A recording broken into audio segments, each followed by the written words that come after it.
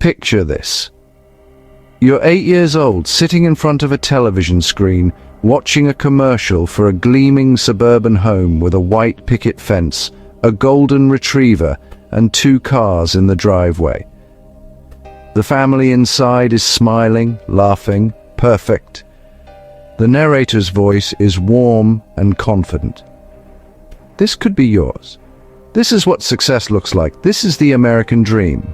Now fast forward 30 years. You're sitting in that same suburban home, or maybe one just like it. You have the car, maybe 2. You have the mortgage, the credit card bills, the 401k that never seems to grow fast enough. You have everything the commercial promised you. So why do you feel so empty? Why does success taste like sawdust in your mouth? Here's the uncomfortable truth that nobody wants to talk about. The American dream isn't a dream at all. It's a carefully constructed nightmare disguised as hope. It's a psychological trap that turns human beings into hamsters on wheels, running faster and faster toward a finish line that doesn't exist. But here's where it gets interesting. What if I told you that the very thing we've been taught to chase, this mythical American dream, is the exact reason why depression rates have skyrocketed? Why anxiety disorders affect nearly 20% of the population? Why suicide rates have increased by 35% since 1999? What if the dream we've been sold is actually the nightmare we're living? Today we're going to pull back the curtain on one of the most pervasive lies ever told. We're going to explore why the American dream has become a mass delusion that's destroying lives, crushing spirits, and turning entire generations into what I call success zombies. The walking dead who have everything they were told they wanted, but nothing they actually need. This isn't just another critique of capitalism or materialism. This is about something deeper. This is about how a culture built on comparison and competition has created a psychological pandemic that's eating us alive from the inside out. And more importantly, this is about how to wake up from the nightmare and start living a life that actually matters. Are you ready to question everything you've been taught about success, happiness, and what it means to live a good life? Because once you see what I'm about to show you, you can never unsee it. And that might be the most liberating thing that's ever happened to you. Let me tell you about Sarah. Sarah was the perfect American dream success story.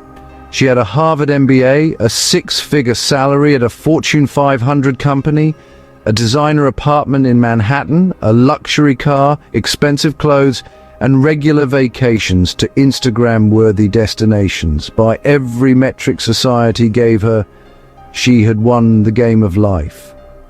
But here's what Sarah's Instagram posts didn't show. She was taking Xanax to fall asleep and Adderall to wake up.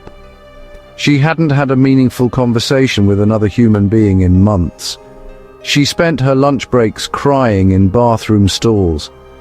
Despite earning more money than 90% of Americans, she felt like a complete failure because her colleague just got promoted ahead of her. Her college roommate had just bought a bigger apartment, and her ex-boyfriend was getting married to someone who seemed perfect on social media.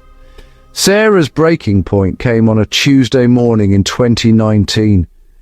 She was sitting in her corner office, looking out at a view that cost her $4,000 a month in rent, when she realized something terrifying. She couldn't remember the last time she had felt genuinely happy, not excited about an acquisition, not satisfied with a performance review, not pleased with a purchase, but actually deeply peacefully happy. That's when it hit her. She had spent 15 years of her life climbing a ladder that was leaning against the wrong wall. Every promotion, every raise, every upgrade had promised to fill the hole inside her, but the hole just kept getting bigger. She was living the American dream, but it felt like a waking nightmare. Sarah's story isn't unique. It's the story of millions of Americans who've discovered that the dream they were sold is actually a psychological torture device designed to keep them perpetually dissatisfied, always reaching for the next thing, never content with what they have. But here's what's really insidious about the American dream. It doesn't just promise material success. It promises that material success will bring happiness, fulfillment, meaning, and love. It sells the ultimate lie that external achievement can fill internal voids. Think about the language we use. We don't just want success, we want to make it. We don't just want money, we want financial freedom. We don't just want a house, we want our dream home. We don't just want a job, we want a career that defines us. Every aspiration is wrapped in the promise that achieving it will somehow complete us as human beings. And here's the kicker. The American dream doesn't just encourage comparison, it makes comparison the foundation of self-worth. You're not successful unless you're more successful than someone else. You don't have a nice house unless it's nicer than your neighbor's house. You don't have a good life unless it's better than someone else's life. This is where the nightmare begins. Because in a system built on comparison, nobody ever wins. There's always someone with more money, a bigger house, a better job, a more attractive partner, more successful children, a more exotic vacation, a more fulfilling life. The American dream creates a psychological hamster wheel, where the faster you run, the more miserable you become. Now, let's dive into the science behind why the American dream is actually a recipe for psychological disaster. What we're about to explore will fundamentally change how you understand happiness, success, and what it means to live a fulfilling life. First, let's talk about something psychologists call the hedonic treadmill. This is the scientifically proven phenomenon that shows humans have a remarkable ability to return to their baseline level of happiness despite positive or negative life events. When you get that promotion, buy that car, or move into that dream house, you experience a temporary spike in happiness. But within weeks or months, you return to roughly the same level of satisfaction you had before. Here's where it gets fascinating. Studies have shown that lottery winners are not significantly happier than non-winners after just 1 year. People who become paraplegics are not significantly less happy than able-bodied people after 2 years. Our brains are wired to adapt, to normalize, to take what we have for granted. This means that the external achievements the American dream promises, the house, the car, the salary, the status, literally cannot provide lasting happiness. But the American dream doesn't just ignore this psychological reality, it actively works against it. By making comparison the measuring stick of success, it ensures that even when you achieve your goals, you'll quickly find new reasons to feel inadequate. Let's look at the research on social comparison. Leon Festinger's social comparison theory, developed in 1954, explains that we evaluate ourselves relative to others. But here's what Festinger discovered that should terrify anyone chasing the American dream. The more we compare ourselves to others, the more miserable we become. Modern neuroscience has shown that social comparison activates the same brain regions as physical pain. When you see someone else's success and feel inadequate, your brain literally experiences it as injury. Social media has turned this psychological torture device into a 24/7 nightmare. We're now comparing ourselves not just to our neighbors, but to carefully curated highlight reels of millions of strangers. We're comparing our behind-the-scenes struggles to everyone else's highlight reel performance. The American dream has become a global competition where the rules keep changing and the finish line keeps moving. Now, let's contrast this with wisdom that's thousands of years old. The ancient Stoics understood something that modern psychology is just rediscovering. External circumstances have very little to do with genuine happiness. Epictetus, who was literally a slave before becoming one of history's greatest philosophers, taught that happiness comes from controlling what you can control and accepting what you cannot. Marcus Aurelius, literally the most powerful man in the world during his time as Roman emperor, wrote in his personal diary, "Very little is needed to make a happy life. It is all within yourself, in your way of thinking. This wasn't philosophical speculation. This was hard-won wisdom from someone who had access to unlimited wealth and power, but discovered that neither could provide lasting fulfillment. Eastern philosophy goes even deeper. Buddhism teaches that suffering comes from attachment and craving, the very psychological states that the American dream is designed to create and perpetuate. The Buddhist concept of dukkha explains that suffering isn't just pain, it's the dissatisfaction that comes from constantly wanting things to be different than they are. But here's where modern research gets really interesting. Studies on happiness have consistently shown that once basic needs are met, food, shelter, safety, healthcare, additional income has dramatically diminishing returns on well-being. The difference in happiness between someone making $30,000 and someone making $60,000 is significant. The difference between someone making $100,000 and someone making $200,000 is barely measurable. Yet the American dream tells us to keep climbing that ladder indefinitely. Psychologist Tim Kasser has spent decades studying what he calls materialistic value orientation. That's basically the degree to which people prioritize wealth, status, and material possessions. His research, consistently shows that people with stronger materialistic values report lower well-being, more anxiety, more depression, and, honestly, worse social relationships. In other words, the more you buy into the American dream, the more likely you are to be miserable. Here's the really disturbing part. Kasser's research shows that materialistic values are not just correlated with unhappiness. They actually cause it. When researchers experimentally prime people to think about money, status, and material success, they become more selfish, less empathetic, and less satisfied with their lives. The American dream doesn't just fail to deliver happiness, it actively undermines the psychological conditions that make happiness possible. And here's where it gets even more interesting. Research on what psychologists call intrinsic motivation shows that humans are happiest when they're pursuing goals that are inherently meaningful. Autonomy, mastery, purpose, connection, creativity, contribution to something larger than themselves. These are the things that actually fulfill us as human beings. But the American dream teaches us to sacrifice all of these intrinsic goods in pursuit of extrinsic rewards that can never satisfy us. Think about it. How many people do you know who've spent decades in jobs they hate, pursuing careers that drain their souls, climbing ladders they never wanted to climb, all in service of a dream that promises them happiness someday when they finally make it? They sacrifice their health, their relationships, their creativity, their values, their time with their children, all for external markers of success that will never fill the void inside them. The American dream is essentially a Ponzi scheme of the soul. It promises future happiness in exchange for present sacrifice, but the happiness never comes because the psychological foundation of the dream is fundamentally flawed. Now let's explore what happens when you're trapped in the comparison nightmare versus what becomes possible when you finally break free. This contrast will show you why escaping the American dream isn't just about happiness.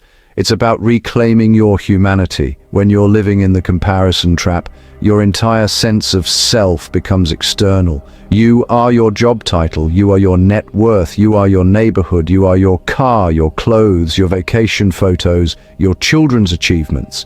Your self-worth rises and falls with external markers that you often can't control and that change constantly. In this nightmare state, you develop what psychologists call an external locus of control. Your mood depends on the stock market, your confidence depends on your boss's approval, your sense of security depends on having more stuff than you had last year. You become addicted to what researchers call comparative thinking. You can't experience anything without immediately measuring it against something else. Here's what this looks like in practice. You can't enjoy your home without wondering if it's nicer than your co-worker's home. You can't be proud of your salary without knowing how it compares to industry averages. You can't appreciate your relationship without unconsciously comparing your partner to other people's partners. You can't feel good about your life without constantly measuring it against other people's lives. This creates what I call happiness inflation. Just like economic inflation makes money worth less over time, comparison inflation makes achievements worth less over time. The promotion that would have thrilled you 5 years ago feels ordinary today. The salary that seemed like financial freedom when you were younger now feels barely adequate. The house you once thought was perfect now feels too small, too old, too ordinary. You become what ancient philosophers called a slave to circumstances. Your emotional state is entirely dependent on external conditions that you cannot control. You're always one market crash, one layoff, one health scare, one relationship problem away from feeling like a complete failure. But here's what happens when you break free from the comparison trap. Here's what becomes possible when you stop chasing the American dream and start living your own dream. First, you develop what psychologists call an internal locus of control. Your sense of worth comes from within. You measure success not by external standards, but by how aligned your life is with your own values, how much you're growing as a person, how much love and meaning you're experiencing and creating. You stop being a thermometer, reactive to whatever environment you're in, and start being a thermostat, setting your own emotional temperature based on your internal state rather than external circumstances. When you're no longer trapped in comparison, you experience what researchers call intrinsic satisfaction. You enjoy things for their own sake, not because they make you look good or, feel superior to others. You can appreciate a sunset without posting it on Instagram. You can feel proud of your work without needing external validation. And honestly, you can love your life without needing it to be better than someone else's life. Here's something beautiful that happens: that you start experiencing what philosophers call enoughness. You realize that you already have everything you need to be happy. Not everything you want, everything you need. And there's a profound peace that comes with that realization. I think about children before they're taught to compare themselves to others. Watch a 3-year-old play with a cardboard box. They're completely absorbed, completely present, completely happy. They're not thinking, is this box bigger than Tommy's box? They're just enjoying the box. That's what life feels like when you escape the comparison trap. You also develop what psychologists call psychological richness. Instead of measuring your life by a narrow set of external metrics, money, status, possessions, you start appreciating the full spectrum of human experience. You value deep conversations, creative expression, moments of beauty, acts of kindness, personal growth, spiritual connection. Your life becomes three-dimensional instead of flat. Here's perhaps the most profound shift. You stop seeing other people as competition and start seeing them as fellow human beings on their own unique journeys. Instead of their success making you feel bad about yourself, you can genuinely celebrate with them. Instead of their struggles making you feel superior, you can offer compassion. You escape what researchers call zero-sum thinking, the belief that someone else's win means your loss. When you're no longer chasing the American dream, you start living what I call your authentic dream. This isn't a dream sold to you by advertisers, politicians, or societal expectations. This is a dream that emerges from your deepest values, your unique gifts, your personal vision of what a meaningful life looks like. And here's the paradox. When you stop chasing external success, you often become more successful in ways that actually matter. When you stop trying to impress others, you become more impressive. When you stop seeking validation, you become more confident. When you stop competing with others, you start collaborating with them. When you stop measuring your worth by external standards, you start creating value that can't be measured. But the most beautiful thing that happens when you escape the American dream nightmare is this.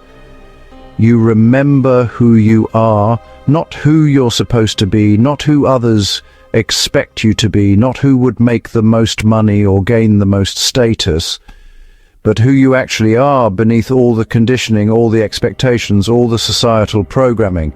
You remember that you are not a productivity machine designed to generate wealth.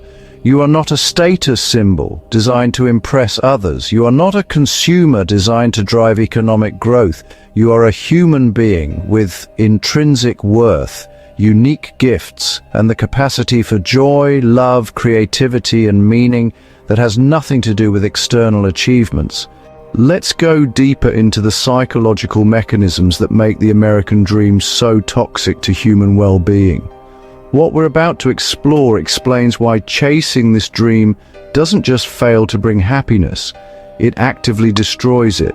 The American dream is built on what psychologists call extrinsic motivation, being driven by external rewards like money, status, recognition, and material possessions.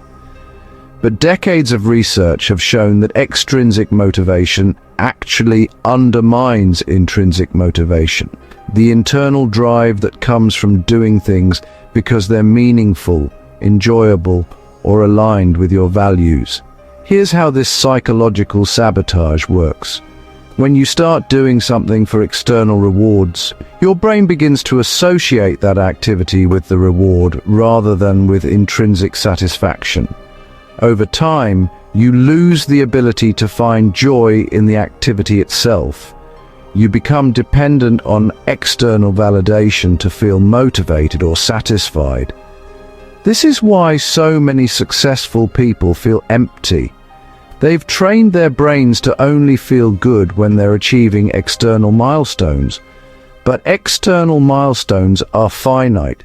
You can only get so many promotions, buy so many things, reach so many goals. Eventually, you run out of mountains to climb, but you've lost the ability to find satisfaction in the valley. The American dream also exploits what behavioral economists call the focusing illusion. This is our tendency to overestimate how much any single factor will affect our overall happiness. When you're making $50,000 and struggling to pay bills, you think making $100,000 will solve all your problems and make you happy. When you're making $100,000 and still feeling stressed about money, you think making $200,000 will finally give you peace of mind. But research consistently shows that people are terrible at predicting what will make them happy. We overestimate the intensity and duration of positive emotions from achievements, and we underestimate our ability to adapt to new circumstances. The American dream is essentially a machine for exploiting these predictable errors in human psychology. All right, let's dive into what psychologists refer to as relative deprivation theory. This theory, you see, explains that people don't really feel poor or rich in absolute terms. Instead, they feel poor or rich relative to their reference group. So, for instance, if you're making $80,000 a year, but all your friends are raking in $120,000, you'll likely feel poor, even though you're in the top 20% of global income earners. On the flip side, if you're pulling in $40,000, but all your pals are making $30,000, you'll feel wealthy despite maybe struggling to make ends meet. Now, the American dream, it kind of weaponizes this psychological tendency by constantly expanding your reference group. Through media, social networks, and cultural messaging, you're, encouraged to compare yourself not just to your neighbors, but to celebrities, billionaires, influencers, and even fictional characters. You're comparing your real life to other people's highlight reels, your struggles to their successes, your ordinary moments to their peak experiences. This creates what I call comparison inflation. Just like, monetary inflation makes everything more expensive over time, comparison inflation makes contentment more expensive over time. The level of achievement that would have made your grandparents feel incredibly successful now feels like basic survival to you. But here's where Eastern philosophy offers profound insight into this psychological trap. Buddhism teaches that suffering comes from tanha, often translated as craving or thirst, but more accurately understood as the constant reaching for something other than what is. The American dream is essentially institutionalized tanha, a cultural system designed to keep you in a permanent state of dissatisfaction and reaching. The Buddhist teaching of santuti, contentment with what you have, isn't about settling for less or giving up on growth. It's about finding peace and joy in your present circumstances while still working toward meaningful goals. It's about appreciating what you have while you're working for what you want, rather than sacrificing present happiness for future success that may never come. Stoic philosophy offers another powerful lens for understanding why the American dream fails.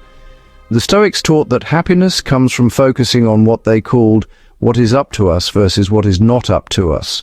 What's up to us is our thoughts, our choices, our character, our responses to circumstances.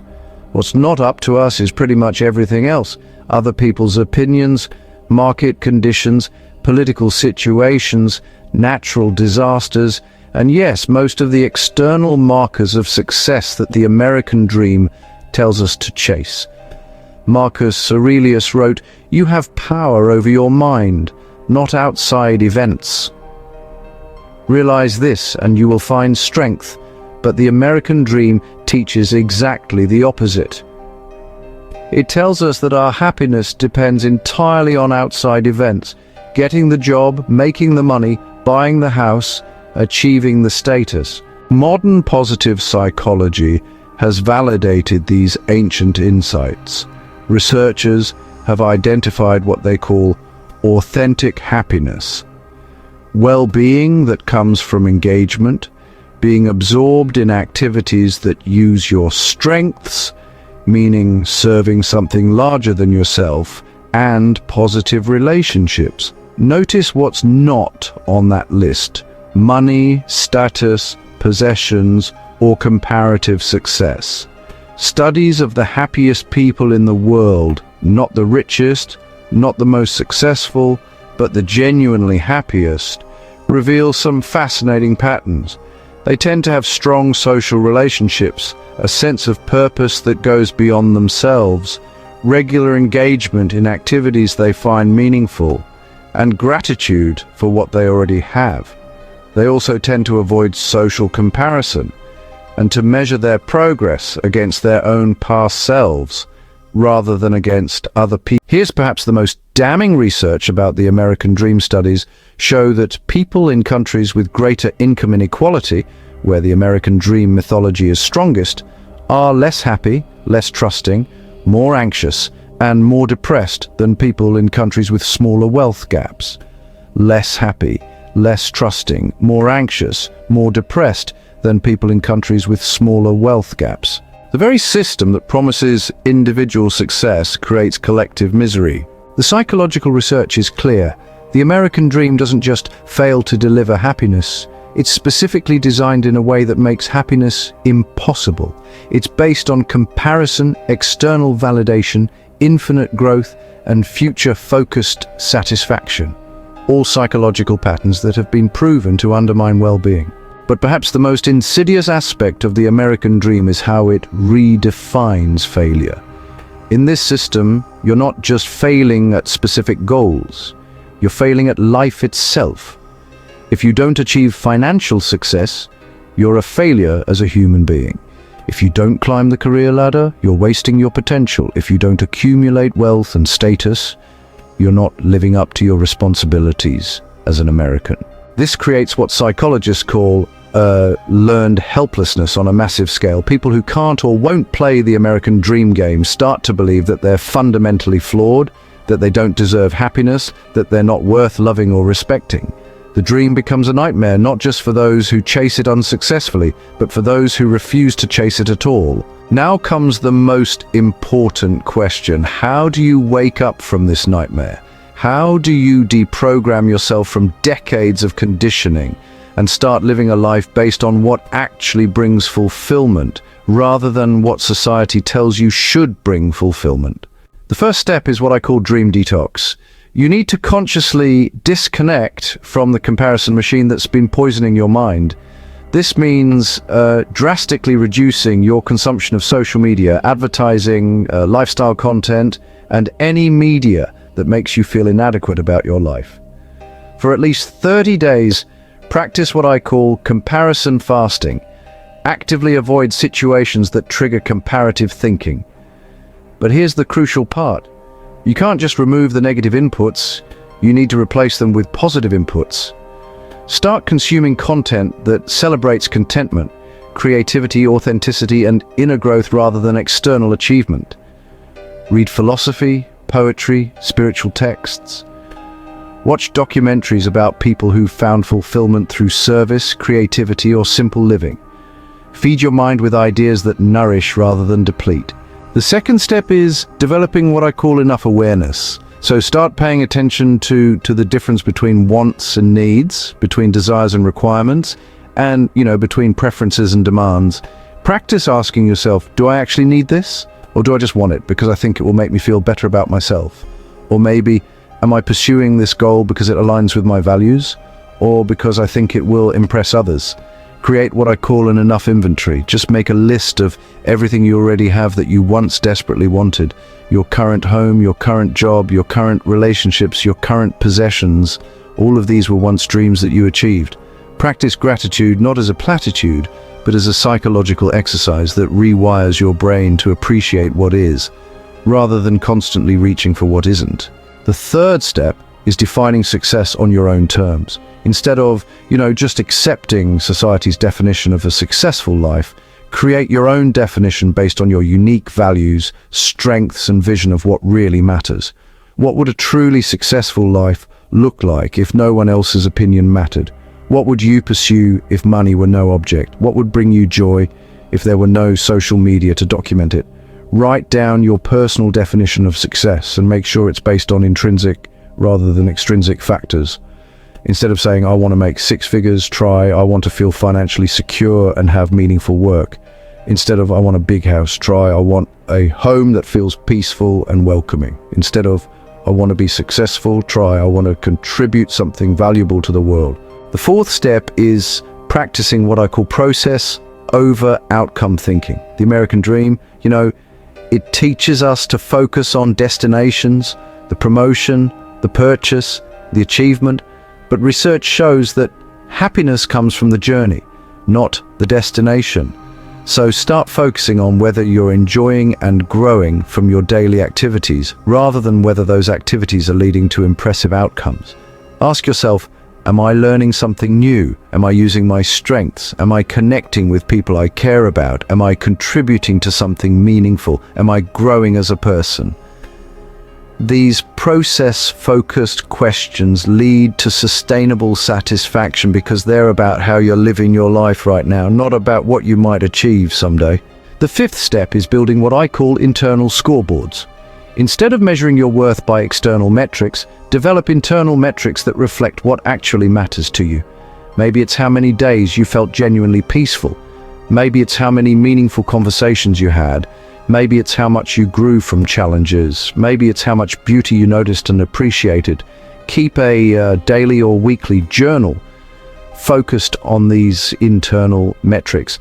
And, just notice how much more stable and sustainable this kind of success feels compared to external achievements that can be taken away by circumstances beyond your control. The sixth step is surrounding yourself with people who share your new definition of success. This might mean spending less time with people who are still trapped in the comparison nightmare, not because you judge them, but because their energy can pull you back into old patterns. Seek out friends, mentors, and communities that value authenticity, creativity, service, growth, and inner peace over wealth, status, and material achievement. The seventh step is practicing what Buddhists call mudita, sympathetic joy. This is the ability to feel genuinely happy for others' success without comparison or envy. When you see someone else succeeding, instead of using their success to feel bad about yourself, practice celebrating with them. This rewires your brain to see other people's happiness as a source of inspiration rather than a source of inadequacy. The final step is developing what I call anti-dream goals. Objectives that explicitly reject the logic of the American dream. Instead of pursuing more, pursue enough. Instead of pursuing bigger, pursue better. Instead of pursuing faster, pursue deeper. And instead of pursuing impressive, pursue meaningful. So instead of trying to make as much money as possible, figure out how much money you actually need to live comfortably, and then focus on work that's fulfilling rather than maximally profitable. Instead of trying to buy the biggest house you can afford, find a home that feels peaceful and sustainable. Instead of trying to achieve the highest status possible, focus on contributing value to the world in ways that align with your unique gifts. Here's what's truly remarkable about this approach. People who escape the American dream nightmare often end up more successful by conventional measures, but they achieve that success as a byproduct of pursuing meaning rather than as a primary goal. When you're not anxiously chasing external validation, you're more creative, more authentic, more resilient, and honestly, more attractive to others. Paradoxically, not caring about impressing people often makes you more impressive. But more importantly, even if you never achieve conventional success, you'll still have a rich, fulfilling, meaningful life because your happiness isn't dependent on external achievements. You'll have what the ancient Greeks called eudaimonia, often translated as happiness, but more accurately understood as human flourishing or living in accordance with your highest potential. As we reach the end of this journey together, I want you to imagine two different versions of your life. In the first version, you continue chasing the American dream. You spend the next 30 years climbing ladders, accumulating possessions, competing with others, measuring your worth by external standards. Maybe you succeed by those standards, maybe you don't. But either way, you spend your precious, irreplaceable years anxious about the future, dissatisfied with the present, and haunted by the feeling that you're never quite enough. In the second version, you wake up from the American dream nightmare starting today. You stop measuring your life against other people's lives. You stop sacrificing your present happiness for future achievements that may never come or may not satisfy you if they do. You start appreciating what you already have while working toward goals that genuinely matter to you. You start defining success on your own terms. You start living your life instead of performing it. Which version sounds more appealing? Which version sounds more like a life worth living? Here's what I want you to understand. The American dream isn't American, and it isn't a dream. It's a global nightmare that's been exported around the world, turning human beings into anxiety-ridden productivity machines who mistake achievement for fulfillment and mistake accumulation for abundance. The real American dream, if we want to call it that, should be the freedom to define your own version of a good life. The freedom to pursue happiness rather than just the pursuit of happiness. The freedom to value what you value rather than what you're told to value. The freedom to be enough right here, right now, as you are. But here's the thing about freedom. It requires courage. It takes courage to stop following the crowd, to stop chasing what everyone else is chasing, to stop measuring yourself by standards that were never meant for you. It takes courage to disappoint people who want you to keep playing the game they're still trapped in. It takes courage to be authentically successful rather than conventionally successful. And here's what's beautiful about that courage. It's contagious. When you stop playing the comparison game, you give others permission to stop playing it too. When you choose contentment over competition, you model a different way of being human. When you define success on your own terms, you inspire others to question whether the terms they've accepted are actually serving them. Now, just think about the people who've had the deepest positive impact on your life. Were they the richest people you knew, the most successful by conventional standards? Or were they the people who seemed most at peace with themselves, most authentic, most genuinely content? Were they the people who made you feel like you had to impress them, or the people who made you feel like you were already enough? The people who inspire us most deeply are usually not the ones who've achieved the most by external standards. They're the ones who've found internal peace, who radiate contentment, who seem to have figured out something about life that the rest of us are still searching for. They're the ones who've escaped the nightmare and found their way to authentic happiness. Here's my challenge to you. For the next 30 days, live as if you already have enough. Not everything you want, but enough to be genuinely happy. For the next 30 days, measure your success not by what you achieve, but by how peaceful you feel, how authentic you are, how much love you give and receive, how present you are in your own life. For the next 30 days, practice what I call dream rebellion. Every time you catch yourself comparing your life to someone else's life, pause and redirect your attention to what you're grateful for in your own life. Every time you catch yourself thinking you need to achieve something to be worthy of love or respect, remind yourself that you're already worthy exactly as you are. For the next 30 days, experiment with defining wealth not as having more than others, but as needing less than you have. Experiment with defining success not as climbing higher than others, but as becoming more fully yourself. And experiment with defining happiness not as achieving your dreams, but as appreciating your reality. And here's what I predict will happen. You'll discover that the life you've been searching for through external achievement has been available to you all along through internal acceptance. You'll discover that the happiness you've been trying to earn through success is actually your birthright as a human being. You'll discover that you don't need to change your circumstances to change your life. You just need to change your relationship to your circumstances. The American dream promised you that someday, when you achieved enough, accumulated enough, impressed enough people, you would finally be happy. But happiness was never a destination. It was always available as a way of traveling. The nightmare ends when you realize that you are not behind in life. You are not failing at the game. You are not broken because you haven't achieved what society told you to achieve. You are exactly where you need to be, with exactly what you need to be happy, if you can just wake up from the dream that convinced you otherwise. So here's my final question for you. Are you ready to stop chasing someone else's dream and start living your own life? Are you ready to wake up from the nightmare of never being enough and start experiencing the reality of already being whole? The choice is yours. The American dream will always be there, promising future happiness in exchange for present sacrifice. But your life is happening right now. Your happiness is available right now. Your worth is established right now. The nightmare ends the moment you decide it ends. The question is, what are you waiting for? Stop chasing the dream. Start living your life. The world needs more people who are awake, not more people who are successful. And the beautiful irony is this: when you stop chasing success and start living authentically, you often become the most successful person in the room.